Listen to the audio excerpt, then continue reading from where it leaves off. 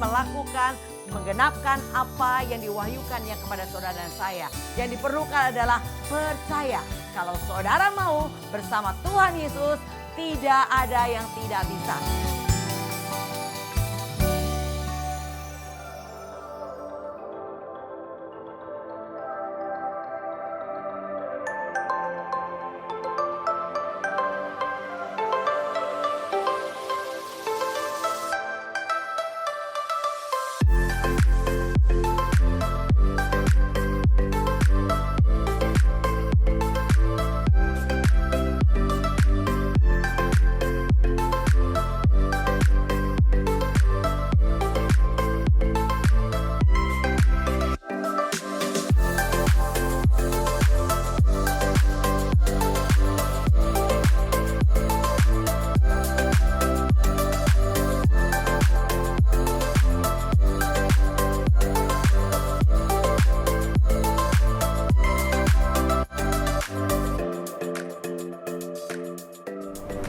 Shalom sahabat Barnabas, salam jumpa kembali bersama GOB Generation of Breakthrough.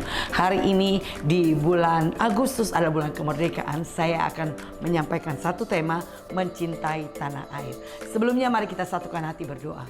Betapa dahsyat dan ajaibnya Tuhan yang kami sembah. Kami mengucap syukur untuk penyertaan-Mu sepanjang hari-hari kami. Dan terima kasih untuk kembali kesempatan kami boleh belajar tentang kebenaran firman-Mu. Di bulan kemerdekaan ini kami biarlah boleh mengerti kemerdekaan yang sesungguhnya dari Tuhan atas kami orang percaya. Berbicaralah Tuhan, kami siap mendengarkan. Dalam nama Tuhan Yesus, haleluya, amin. Sahabat Barnabas, bacaan kita dari Roma 13 ayat 1 sampai dengan kedua. Tiap-tiap orang harus takluk kepada pemerintah yang di atasnya, sebab tidak ada pemerintah yang tidak berasal dari Allah, dan pemerintah-pemerintah yang ada ditetapkan oleh Allah.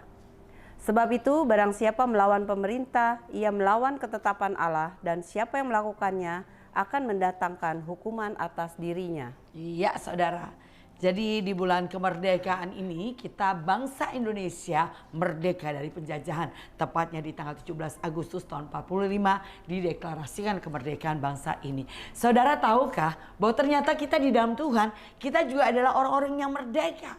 Dulu kita mengalami penindasan, kita mengalami belenggu, dan kita menjadi hamba daripada dosa. Tapi puji Tuhan, Tuhan layakkan kita mengenal Dia, bahkan layak menerima Dia sebagai Tuhan Juru Selamat. Kita dipanggil, dipilih, dan dipercayakan oleh Tuhan untuk menerima kemerdekaan yang sesungguhnya. Kita belajar saudara, ternyata apa yang diatur oleh firman Tuhan juga bicara tentang ketaatan kepada pemerintah, yaitu pimpinan bangsa kita. Kita perlu taat ya. Taat tanpa syarat, karena dikatakan di situ bahwa barang siapa melawan pemerintah sama saja melawan hukum Tuhan. Jadi Tuhan mau kita sungguh-sungguh taat dan tunduk kepada pemerintah. Nah saudara, sebagai warga negara sekaligus warga kerajaan Allah, kita dipanggil juga untuk menunjukkan kasih kita kepada tanah air. Saudara dan saya bukan karena memilih, kita ada di Indonesia. Tapi Tuhan menempatkan kita di Indonesia. Kita perlu berdoa buat bangsa ini. Karena keamanan bangsa adalah keamanan kita semua saudara. Nah jadi apa yang harus kita lakukan? Mari belajar seperti apa yang dikatakan firman Tuhan, yaitu taat saudara. Jadi apa yang kita lakukan untuk negara adalah hal yang sesuai dengan prinsip kerajaan Allah, yaitu taat. Apapun aturannya, walaupun mungkin tidak sesuai dengan apa yang kita mau saudara, tapi firman Tuhan berkata kita harus taat. Tidak boleh melawan, tidak boleh memberontak. Karena pemberontakan atau melawan pemerintah sama saja melawan hukum Tuhan. Dan kita tahu kalau kita melawan hukum Tuhan tentunya bukan surga tempatnya. Jadi oleh karena itu saudara, sebagai orang percaya kita nggak boleh ikut demo ya, nggak boleh ada demo saudara. Tapi kita harus mendukung keputusan pemerintah. Bentuk kecintaan kita kepada tanah air itu diperlihatkan yaitu melalui ketekunan saudara dalam pelayanan. Ya tadi seperti apa yang dibaca, ayat ini mengajarkan bahwa kita harus mengakui bahwa pemerintah adalah otoritas yang ditetapkan oleh Allah. Jadi kalau hari ini presiden kita adalah presiden seperti hari ini, saudara percayalah Tuhan yang memilih dan mempercayakan sebagai pemimpin bangsa ini. Jadi kita tidak boleh memberontak atau melawan pemerintah yang sah. Jadi pemberontakan sama dengan perlawanan terhadap Allah. Adakah yang bisa menang melawan Allah? Tentunya tidak ada. Jadi oleh karena itu kita wajib mendoakan saudara para pemimpin agar bijaksana dan adil dalam menjalankan pemerintahan dan memimpin bangsa. Dan saya percaya kalau pimpinan pemerintahan kita ada pimpinan yang adil dan bijaksana, saudara juga akan menikmati berkat-berkat dari kepemimpinan mereka. Jadi oleh karena itu tetaplah saudara bertekunlah dalam pelayanan. Jangan karena apa yang saudara dengar, saudara lihat dari pimpinan bangsa kita membuat kita berhenti. Baik saudara sebagai pekerja di perusahaan pemerintah, BUMN, atau dimanapun saudara bekerja di perusahaan swasta sekalipun, di mana ada aturan-aturan yaitu bicara tentang pajak yang harus dibayar, demikian juga kita tetap harus melakukannya. Bahkan saudara yang mengendarai kendaraan, ingat saudara harus punya SIM ya saudara, itu aturan yang harus kita lakukan. Kalau aturan pemerintah aja kita tidak taat, bagaimana kita bisa taat dengan hukum Tuhan? Bukankah itu yang Tuhan mau? Kita tetap taat saudara. Ya, ketekunan di dalam pelayanan adalah bagian yang harus kita lakukan saudara. Pelayanan baik di dalam pekerjaan saudara maupun pelayanan di gereja lokal di mana kita ditempatkan. Karena pemimpin-pemimpin yang ada pada kita bukan hanya pimpinan pemerintahan, tapi pimpinan di gereja lokal yaitu gembala saudara atau pimpinan di komsel saudara, gembala-gembala kecil. Mereka juga dipilih oleh Tuhan, dipercayakan dan ditempatkan. Bagian kita adalah taat saudara. Kalau saudara taat maka jalan saudara aman saudara. Kenapa? Saudara bisa tekun tanpa penghalang. Tapi ketika mulai ada ketidaktaatan, firman Tuhan dikatakan dalam 1 Petrus 1 ayat 14 demikian. Hiduplah sebagai anak-anak yang taat dan jangan turuti hawa nafsu yang menguasai kamu pada waktu kebodohanmu. Iya, saudara, kita harus belajar taat ya. Taat dikatakan. Karena kalau kita tidak taat, maka yang timbul adalah hawa nafsu yang membawa saudara pada masa kebodohan. Dan masa kebodohan manusia adalah ketika mereka mengambil keputusan menjauh dari kasih karunia Allah. Karena orang yang menjauh dari kasih karunia Allah mudah sekali timbul akar pahit, dikatakan dalam Ibrani 12 ayat ke-15. Jagalah supaya jangan ada seorang pun menjauhkan diri dari kasih karunia Allah, agar jangan tumbuh akar yang pahit, yang menimbulkan kerusuhan dan yang mencemarkan banyak orang. Ya saudara, seorang yang memiliki akar pahit, dia dampak dan responnya adalah selalu menimbulkan kerusuhan di mana dia berada dan mencemarkan orang banyak. Jadi ternyata mulainya adalah karena ia tidak taat saudara. Ketidaktaatan akan membuat ia dikuasai oleh hawa nafsu yang membuat ia menjauh dari kasih karunia Allah. Apa yang dimaksud kasih karunia Allah? Adalah ketika kita hari ini bisa menjadi percaya. Ketika hari ini kita bisa mendekat kepada Tuhan di dalam setiap ibadah-ibadah di mana ada di gereja lokal atau komunitas rohani di sekeliling saudara. Saudara bisa datang, itu adalah kasih karunia. Saudara bisa menambahkan lebih mendekat lagi kepada Tuhan melalui ibadah-ibadah. Itu adalah kasih karunia. Jadi oleh karena itu saudara, jangan mengurangi apa yang baik saudara lakukan hari ini. Karena mengurangi ibadah sama saja mengurangi kekuatan Tuhan dalam hidup saudara. Sedangkan kita tahu saudara, kita ada di akhir zaman. Dikatakan dalam Wahyu 12 ayat 12. Dikatakan di situ iblis dikatakan datang atau turun ke bumi dengan geram yang makin dahsyat. Karena ia tahu waktunya sudah singkat. Jadi oleh karena itu gunakan waktu yang ada sebaik-baiknya. Mendekatlah kepada Tuhan. Memohonlah kemurahan Tuhan agar kita bisa lebih mendekat kepada Tuhan. Karena ketika kita mendekat kepada Tuhan, Tuhan memberikan kepada kita minimal 2 yang Tuhan kasih sama kita. Yaitu kekuatan untuk kau berkata tidak terhadap tipu daya dosa. Dan pengurapan yang membuat kita menjadi lebih bijaksana lagi. Ya, yang pertama saudara, bentuk kecintaan kita kepada tanah air adalah ketekunan kita di dalam pelayanan. Yang kedua, taat melaksanakan hukum. Kita baca Roma 13 ayat 3 dan 4. Karena pemerintahan adalah hamba Allah untuk kebaikanmu. Tetapi jika engkau berbuat jahat, takutlah akan dia, karena tidak percuma pemerintah menyandang pedang. Pemerintah adalah hamba Allah untuk membalaskan murka Allah atas mereka yang berbuat jahat. Iya saudara. Jadi saudara, ketika seorang berbuat jahat, pasti ia takut sama pemerintah. Karena pemerintah adalah posisi yang dipercayakan oleh Tuhan menyandang pedang atau memberi hukuman kepada yang jahat, saudara. Jadi contoh nih saudara ya, kalau saudara nggak punya SIM, saudara naik kendaraan motor, lalu tiba-tiba di depan ada pemeriksaan polisi untuk menilang yang tidak taat aturan, pasti saudara takut, ya kan? Saudara langsung muter balik ya cepat-cepat. Kenapa takut? Karena tidak taat, saudara. Kalau saudara taat aturan, saudara nggak perlu takut. Saudara punya STNK, saudara punya SIM, saudara tidak melanggar rambu-rambu. Tentunya saudara tidak takut berjalan mengendarai kendaraan saudara. Tapi apa yang membuat takut? Karena saudara melanggar. Saudara melanggar rambu-rambu yang harusnya merah berhenti, saudara terobos, diprit sama polisi. Saudara takut bukan? Ya, begitu juga ketika kita tidak mau membawa kelengkapan yang seharusnya kita bawa, kita takut. Begitu juga di dalam Tuhan, saudara. Kalau saudara tidak taat akan hukum Tuhan, maka engkau akan takut untuk datang kepada Tuhan. Karena kalau dikatakan dalam Yohanes 3 ayat 20.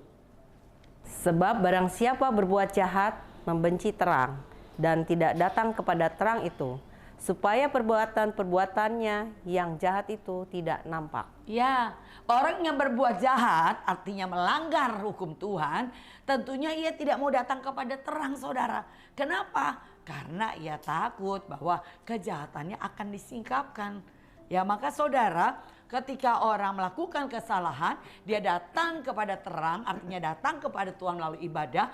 Firman Tuhan itu suka kalau dibilang orang menempelak gitu ya. Kalau ada yang bilang, aduh saya ditembakin terus sama firman di depan mimbar begitu. Bahkan ada orang yang gak suka sama pembicaranya karena firman Tuhan yang disampaikan seperti menempelak orang itu. Sebetulnya bukan itu, saudara.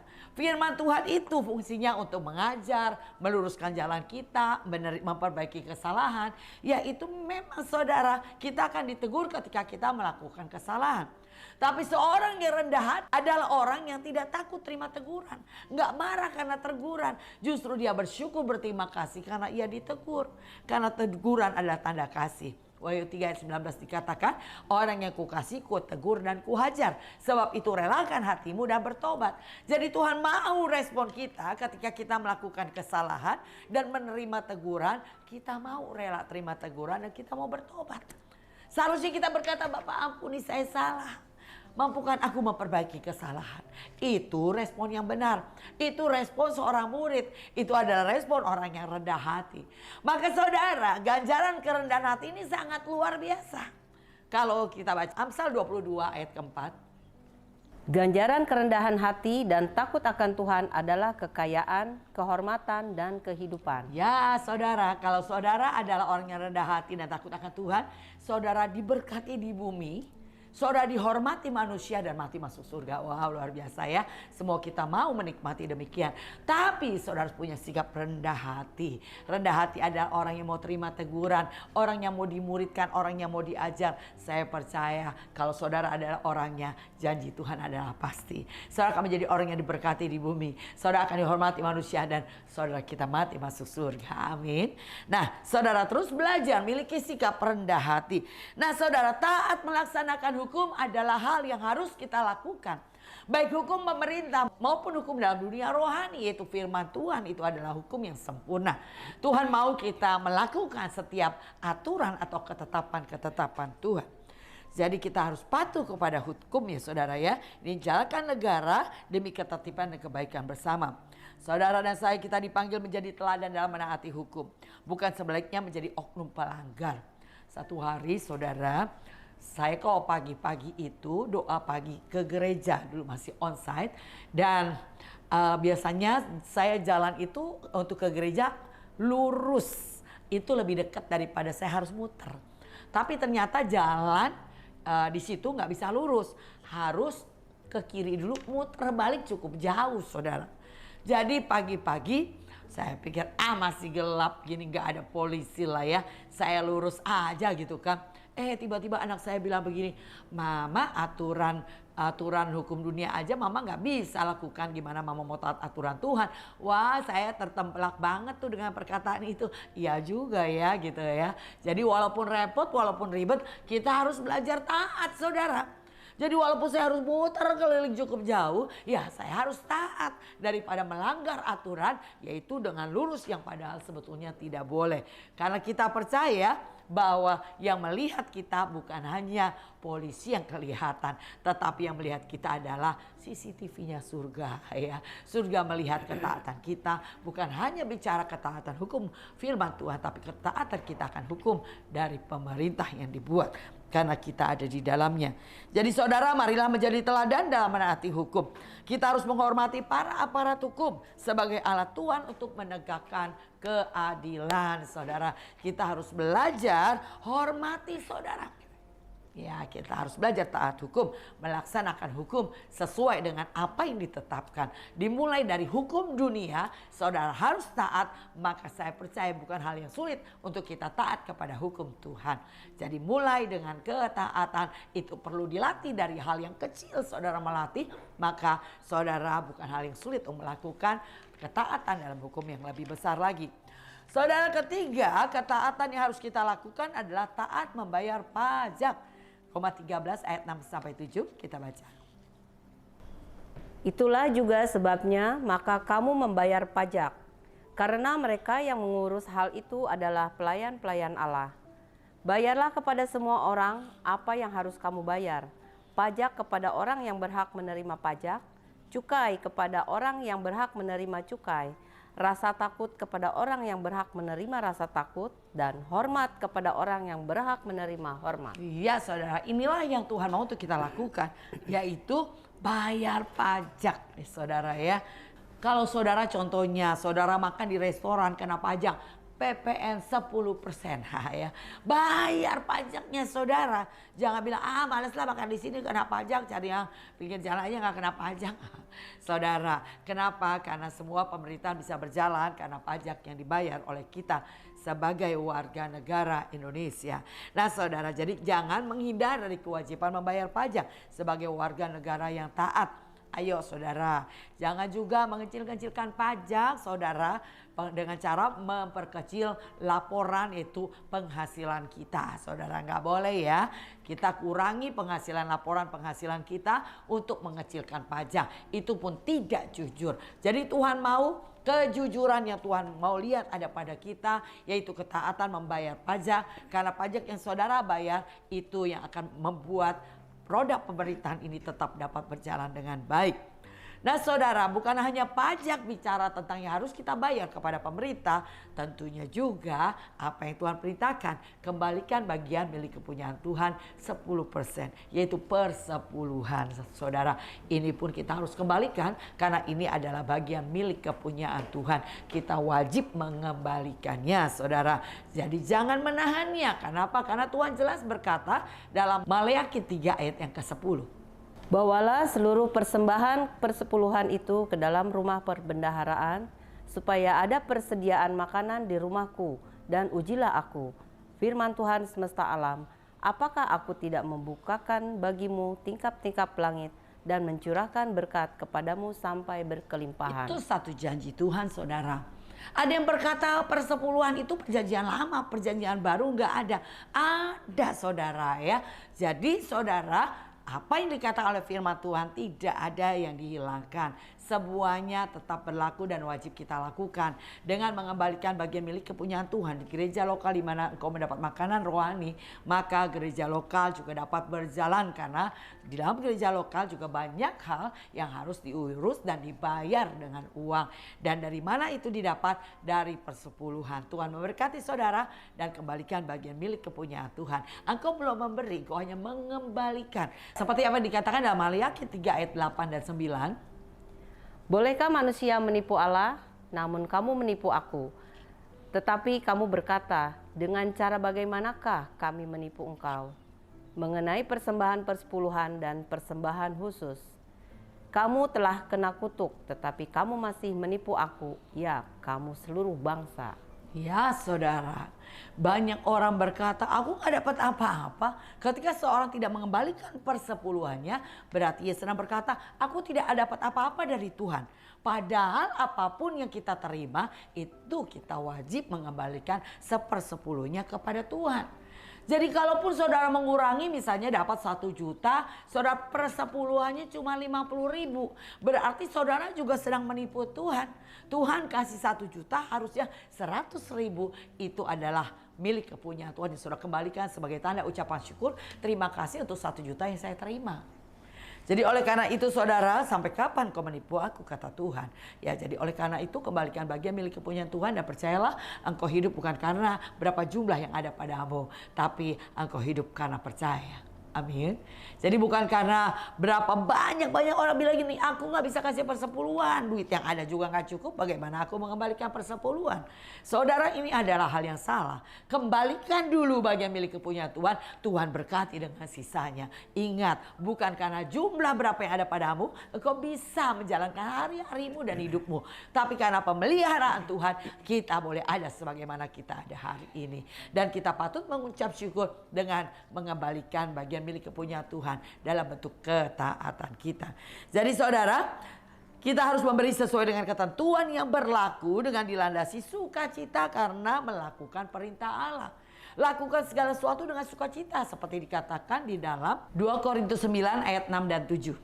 Camkanlah ini, orang yang menabur sedikit akan menuai sedikit juga, dan orang yang menabur banyak akan menuai banyak juga. Hendaklah masing-masing memberikan menurut kerelaan hatinya, jangan dengan sedih hati atau karena paksaan, sebab Allah mengasihi orang yang memberi dengan sukacita. Iya saudara, jadi pemberian yang saudara lakukan merupakan salah satu taburan. Ketika saudara mengembalikan bagian milik kepunyaan Tuhan, sisanya adalah bagian untuk menabur saudara. Karena waktu saudara mengembalikan bagian milik kepunyaan Tuhan, Tuhan bilang, ujilah aku. Tuhan akan buka tingkap langit dan mencurahkan berkat sesuai dengan taburan setelah saudara mengembalikan bagian milik kepunyaan Tuhan.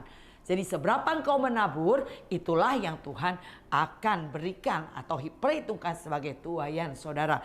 Dan Tuhan berkata, barang siapa menabur sedikit menuai sedikit, barang siapa menabur banyak akan menuai banyak. Tapi saudara perlu perhatikan, bukan bicara tentang jumlah banyaknya uang. Seperti seorang janda miskin yang memberi cuma 2 keping uang saudara. Tetapi ada seorang kaya yang memberi dengan jumlah yang sangat banyak. Tuhan bertanya kepada murid, siapa yang memberi terbanyak? Dan Tuhan bilang, si janda miskin itu memberi terbanyak. Kenapa? Karena dia memberi dari semua yang ada padanya. Si orang kaya itu memberi banyak, tapi dia masih punya sangat banyak kekayaan lainnya ya saudara. Nah inilah yang Tuhan maksud bahwa memberi ia banyak atau sedikit bukan bicara tentang jumlah, tapi pemberian yang kau beri dengan sukacita. Ingat, tidak boleh dengan terpaksa, tidak boleh dengan sedih hati, tapi harus memberi dengan sukacita. Seperti apa yang dikatakan di ayat 8-nya. Dan Allah sanggup melimpahkan segala kasih karunia kepada kamu, supaya kamu senantiasa berkecukupan di dalam segala sesuatu dan malah berkelebihan di dalam pelbagai kebajikan. Ya, Tuhan sanggup melimpahkan banyak kasih karunia kepada saudara-saudara. Nah, ini janji Tuhan buat kita semua. Jadi yang diperlukan adalah ketaatan saudara untuk melakukan apa yang diperintahkan Tuhan. Membayar pajak kepada pemerintah, membayar persepuluhan kepada gereja lokal di mana engkau mendapat makanan rohani. Dan itu adalah bagian ketaatan yang harus kita lakukan. Jadi terus kita berdoa agar negara kita bisa mengelola pajaknya dengan baik untuk dipakai dalam menyediakan pelayanan atau fasilitas publik. Ini yang perlu kita terus doakan ya saudara ya. Karena bagaimana fasilitas yang dibuat itu juga akan memberkati kita semuanya. Jadi oleh karena itu tetap berdoalah buat bangsa ini. Jangan pernah mengutuki bangsa kita sendiri saudara. Apa yang kita katakan di hadapan Tuhan, itu yang Tuhan akan kerjakan kepada kita. Jadi oleh karena itu perkatakan hal yang positif buat bangsa kita. Bahwa Indonesia adalah bangsa yang diberkati Tuhan. Indonesia pimpinan pemerintahan adil dan bijaksana. Mari kita lepaskan perkataan positif kepada bangsa kita. Maka yang positif yang akan datang atas negeri ini. Jadi jangan mengutuki bangsa ini dengan berkata, apa pimpinan pemerintah seperti itu, korupsi banyak di Indonesia, dan banyak hal-hal lain yang dilepaskan sebagai kutuk. Dan itu tidak boleh kita lakukan. Seperti apa yang dikatakan dalam Bilangan 14 ayat ke-28. Katakanlah kepada mereka, demi aku yang hidup, demikianlah firman Tuhan, bahwasanya seperti yang kamu katakan di hadapanku, demikianlah akan kulakukan kepadamu. Iya, Demikian yang Tuhan akan lakukan kepada kita apa yang kita katakan.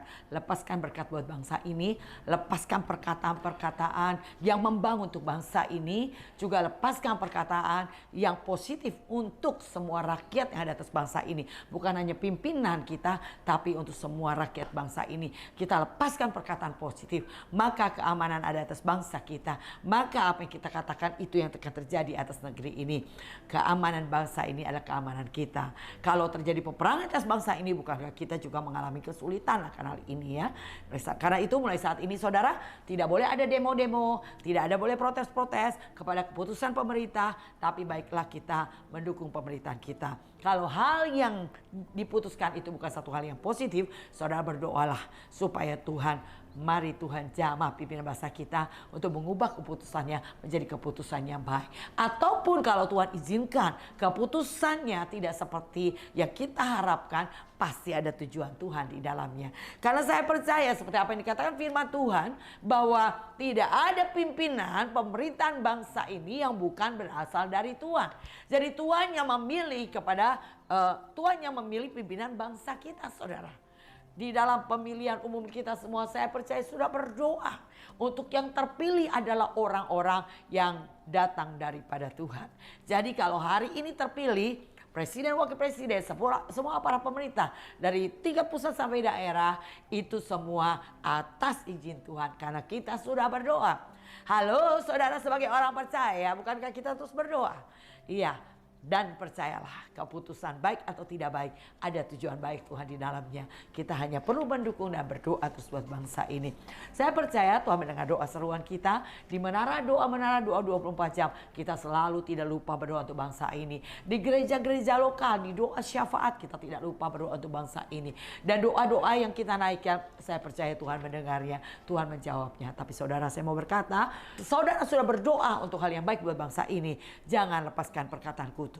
Jadi apa yang saudara katakan positif, tetaplah perkatakan positif. Apapun saudara lihat, jangan mempengaruhi keputusan saudara untuk memperkatakan hal yang positif buat bangsa ini. Saya percaya Indonesia diberkati Tuhan. Indonesia adalah rencana Tuhan. Dan semua pimpinan bangsa kita adalah pimpinan yang takut akan Tuhan.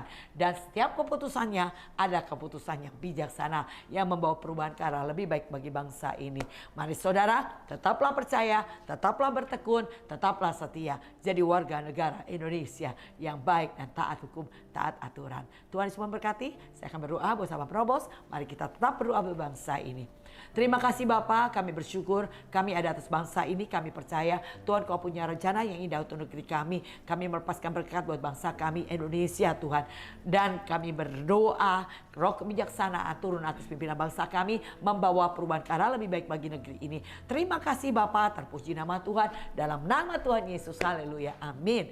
Demikian sahabat Probos, tetap semangat dan tetap berdoa buat bangsa ini. Saya mengundang sahabat Probos untuk bergabung bersama kami dalam komunitas pemuritan GOB. Saudara boleh catat nomor di bawah ini dan katakan saya rindu bergabung. Saya akan kasih link Zoom buat saudara. Bersama-sama kita tetap belajar menjadi Probos yang tidak terhentikan. Walaupun yang dilihat tidak sesuai dengan kita inginkan, yang didengar tidak sesuai dengan apa yang kita harapkan, dan yang kita hadapi begitu sangat menakutkan, tetap maju terus, selesaikan sampai garis finish. Tuhan Yesus memberkati. Salam GOB.